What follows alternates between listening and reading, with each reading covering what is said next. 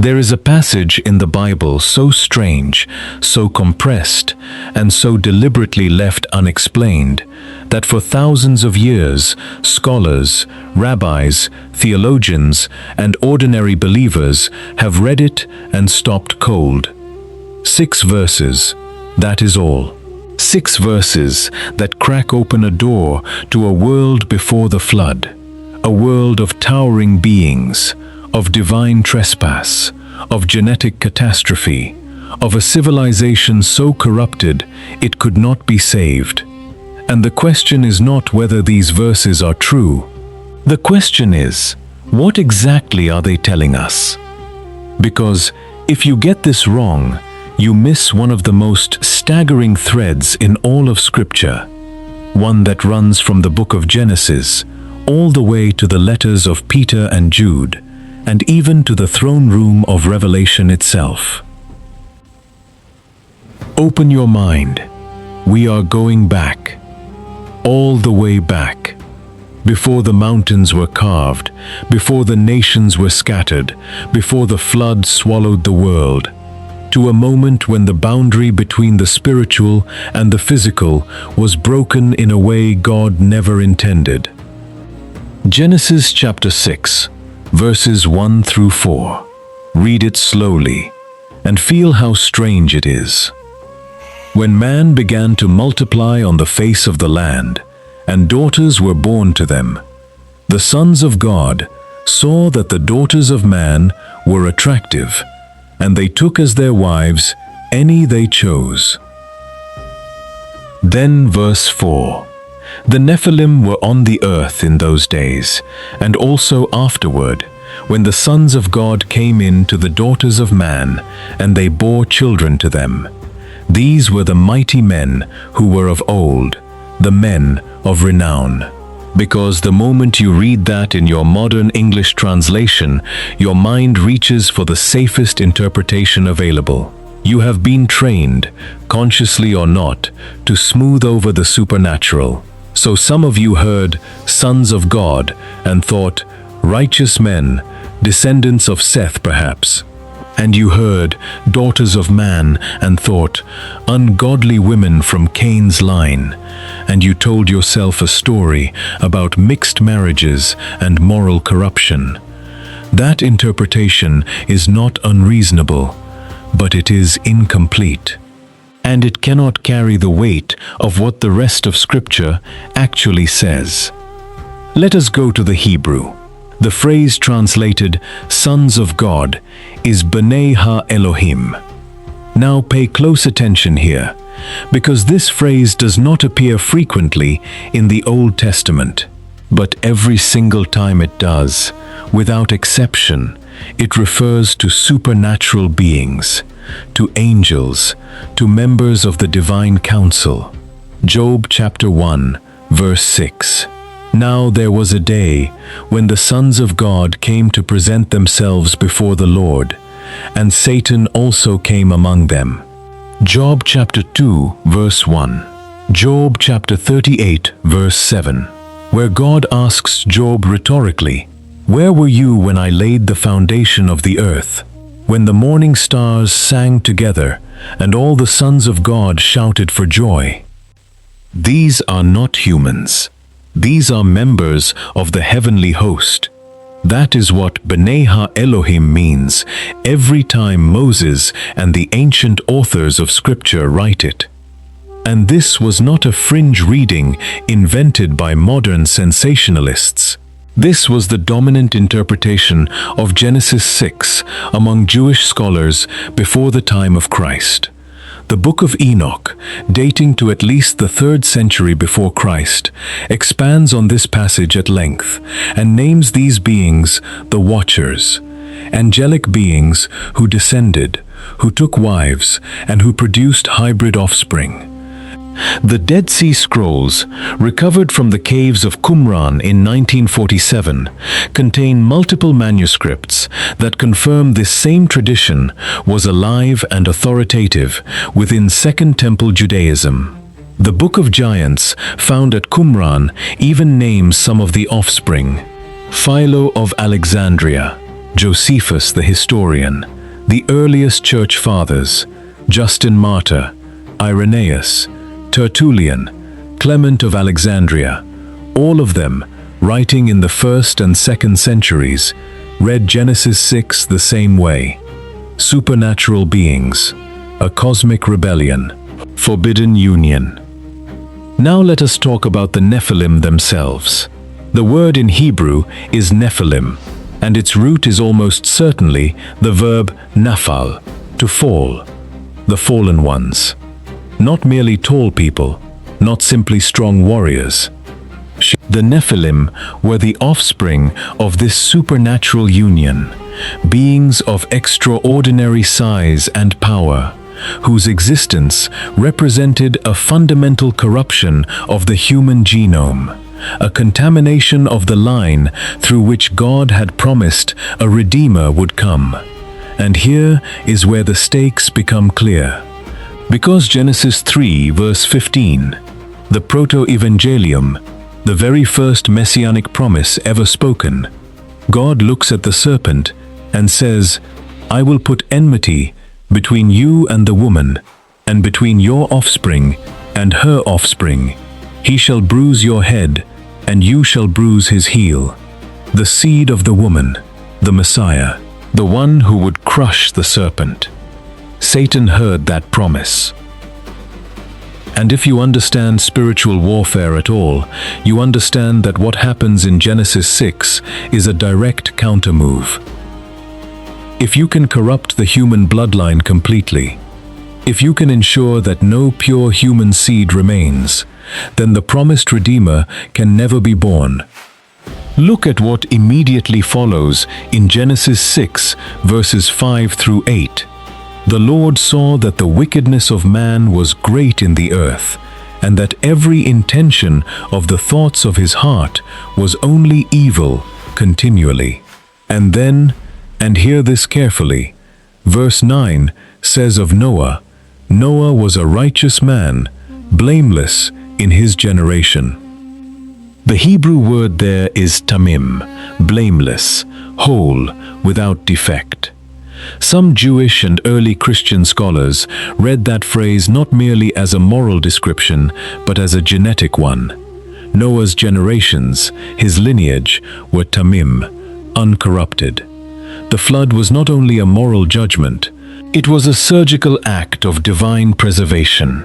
The only uncontaminated branch of the human family was Noah's, and God preserved it, because through that branch, centuries later, a virgin in Galilee would conceive and bear a son. Now you may wonder, what happened after the flood? Because Genesis 6 verse 4 tells us something unsettling. The Nephilim were on the earth in those days, and also afterward. Afterward? After what? After the flood.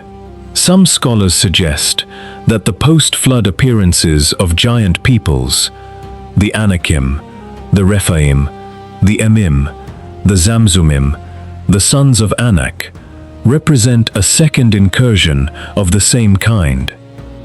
When the 12 spies entered Canaan in Numbers chapter 13, verse 33, 10 of them came back trembling and said, "We saw the Nephilim there, the sons of Anak, who come from the Nephilim, and we seemed to ourselves like grasshoppers, and so we seemed to them." Grasshoppers. These were not poetic descriptions of intimidation.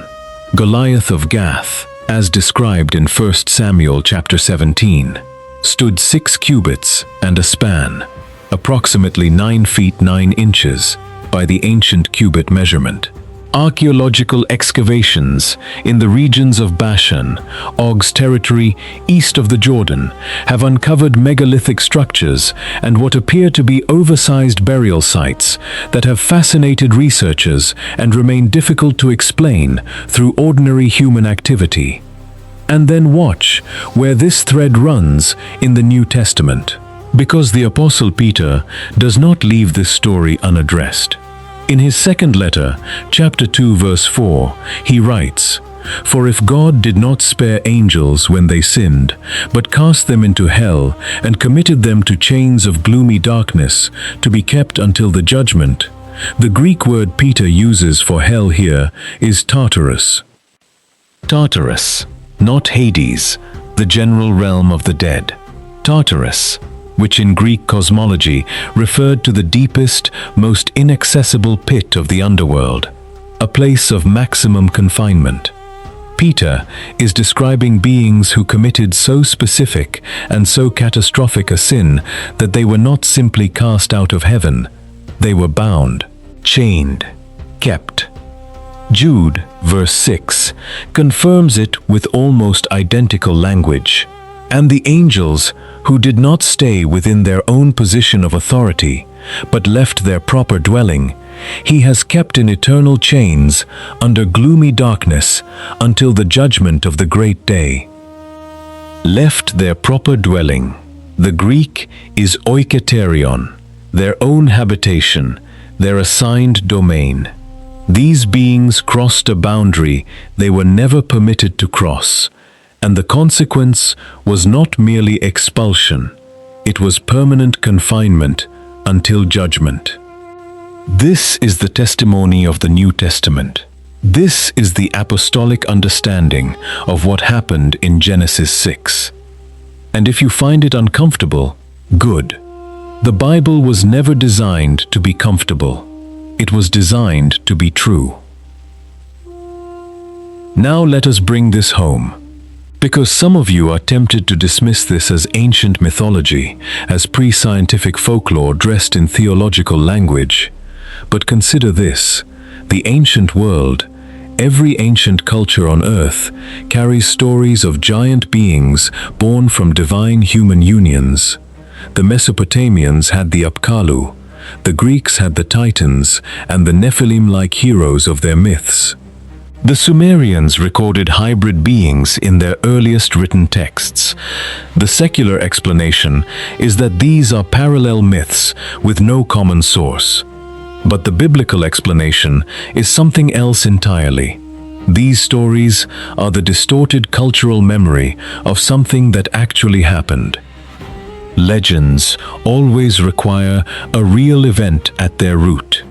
The fact that every culture on earth carries this memory is not evidence against Genesis 6. It is evidence for it. Now, what does this mean for you? Here is the application that must not be missed. The story of the Nephilim is ultimately a story about boundary crossing, about beings who refused to stay within the domain God had assigned them, who reached for something they were never created to have, and who unleashed chaos on the world in the process. And you live in a generation that is doing the same thing. Not with supernatural unions, but with the same spirit. The spirit that says the boundaries God has set are limitations rather than protections.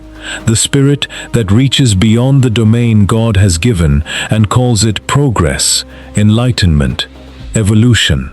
But there is something even deeper here.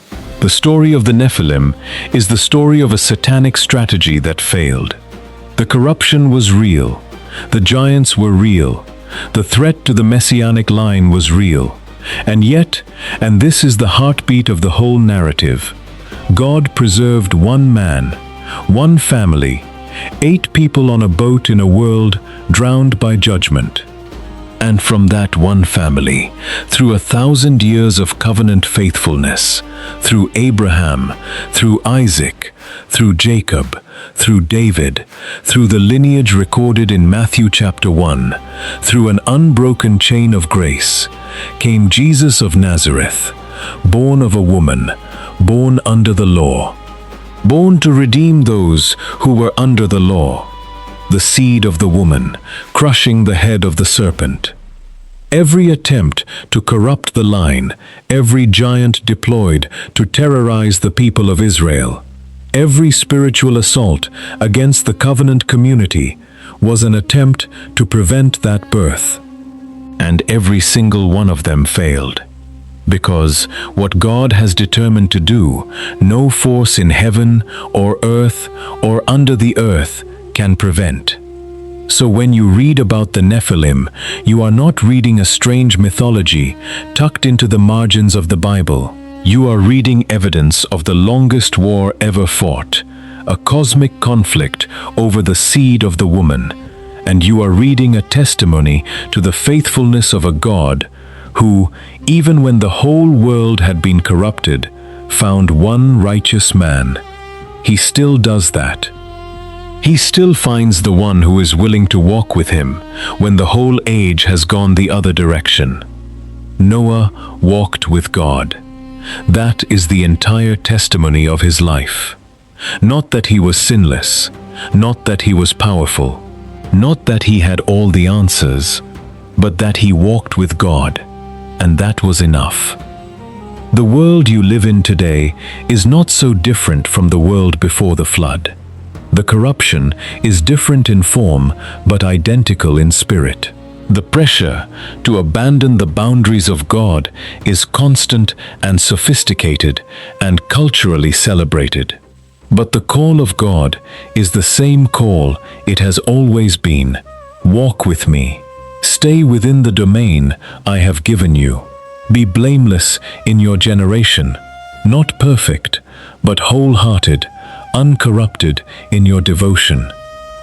Because the same God who preserved Noah through the flood, who kept the messianic line unbroken through every demonic assault, who chained the watchers in Tartarus when they overstepped, that same God is your Father, and He does not lose the ones He has marked for preservation. Walk with Him, and whatever the giants of your generation look like, whatever towers in front of you and tells you that you are too small, that the obstacle is too large, that the corruption is too deep, remember what happened to every giant that ever stood in the way of the purposes of God. They fell. Every single one of them fell.